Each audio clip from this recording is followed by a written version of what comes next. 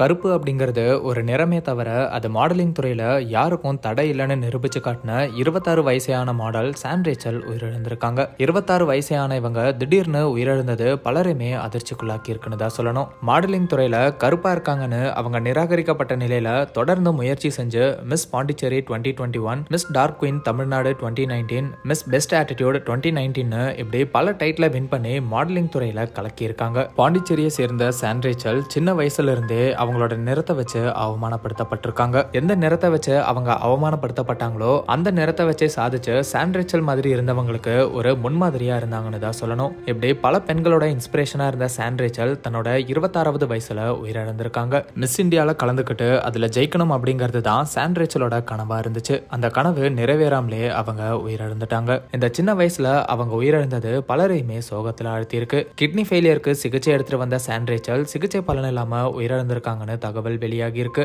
மேலும் அவங்க ஃப்ரெண்ட்ஸ் சிலர் சான் ரேச்சல் கிட்னி ஃபெயிலியர் ஆனதுனால தற்கொலை பண்ணிருக்கலாம் அப்படிங்கிற மாதிரியும் மென்ஷன் பண்ணிருக்காங்க. சோ சான் ரேச்சல் குடும்பத்தினரே அவங்களுக்கு என்ன பிரச்சனை, எதனால அவங்க உயிரிழந்தாங்கன்னு சொல்லுவாங்கன்னு எதிர்பார்க்கப்படுது. மேலும் சான் ரேச்சலுக்கு 1 வருஷத்துக்கு முன்னாடி தான் கல்யாணம் ஆச்சு அப்படிங்கறதும் குறிப்பிடத்தக்கது.